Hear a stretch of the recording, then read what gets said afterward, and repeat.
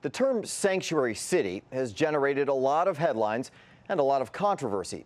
Throughout his campaign, candidate Trump spoke out against them and, less than a week after he was sworn in, signed an executive order to cut off federal funds to sanctuary cities. Many local leaders responded by doubling down on their promise to protect undocumented residents. But one county in Florida went the other way, immediately changing its policies. This week's cover story is Sanctuary Shutdown. Shame on you! Shame on you! In South Florida, temperatures were hotter inside than out after the Miami-Dade commissioner signed off on the mayor's plan for the county to become less of a sanctuary. We are going to get the bad ones out, the criminals and the drug deals and gangs and gang members and cartel leaders. 24 hours after President Trump announced a plan to cut federal funding to sanctuary cities, Mayor Carlos Jimenez became the first local leader to fall in line. We are an inclusive county. We are a county of immigrants. I am an immigrant to this great country. We are also a country of laws. Miami has one of the largest immigrant communities in the country. More than half its residents were born overseas, but an estimated 160,000 immigrants are in the county illegally, and how to handle the ones who have run afoul of the law has divided the community. I can tell you, I was shocked when someone called me and said, did you just hear what Mayor Jimenez did? I didn't believe it. Sharyl Little runs Americans for Immigrant Justice, a Miami-based not-for-profit that provides legal aid for immigrants, those who are here legally and those who aren't. I mean, this is an immigrant community, and there's a real sense of betrayal here, and I don't know how long it's going to take us to get over it.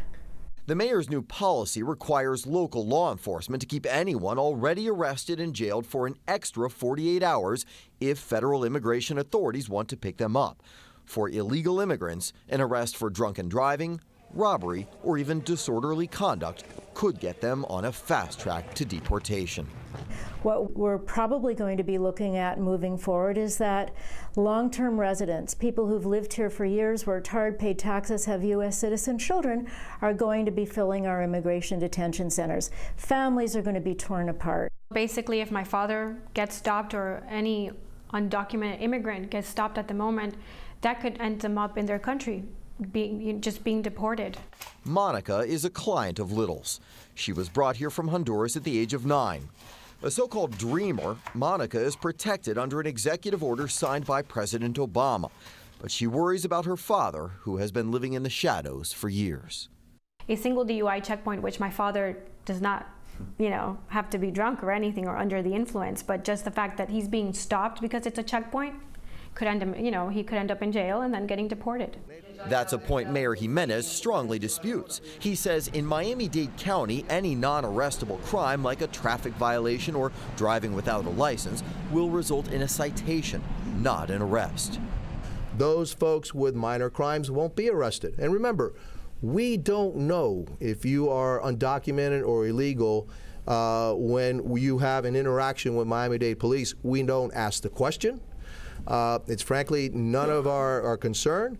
If, however, you commit a crime that anybody else would be arrested for, that's what you're going to be arrested for. According to data we obtained from Miami-Dade County, more than 60 individuals have been held for federal authorities since the policy change.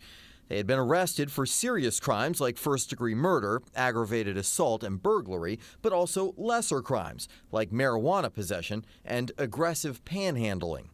Jimenez insists the policy is narrowly tailored and focuses on serious criminals.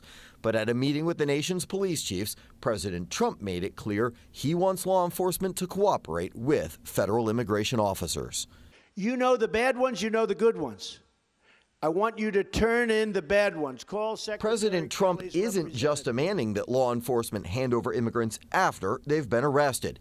He also reinstated Secure Communities, a program started in 2008 by President George W. Bush that encouraged information sharing between local law enforcement and federal authorities. Fundamentally, the presence of so many illegal immigrants makes a mockery of all those who are going through the process of immigrating legally. President Obama inherited Secure Communities and ran with it. The Obama administration deported 2.4 million people, earning him the nickname by critics, Deporter-in-Chief. But in 2014, the Obama administration modified the program, opting for a more discriminating approach that prioritized the removal of violent criminals. If the system were refined to the point that only the most dangerous convicted undocumented immigrants were deported, would there be anything wrong with that? Look, I want our community to be safe. I mean, every immigrant I know wants our community to be safe. What I don't understand is why we have to be spending taxpayer money rounding up people who've committed no crimes or who have been charged with petty offenses. As his executive order makes clear, President Trump is widening the net of who qualifies for deportation and also bringing back a controversial program called 287G that deputized local police officers to ask residents about their immigration status. Mayor Jimenez is adamant that he is only complying with one portion of Trump's executive order.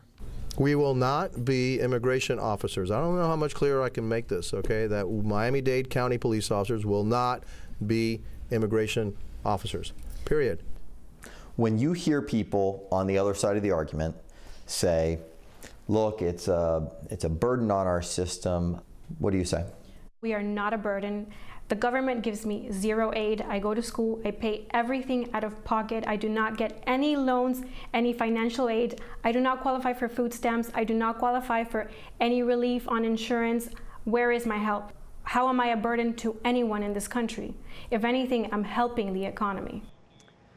In the weeks ahead, we'll visit a sanctuary city vowing to stand up against the executive order and federal authorities to shelter illegal immigrants.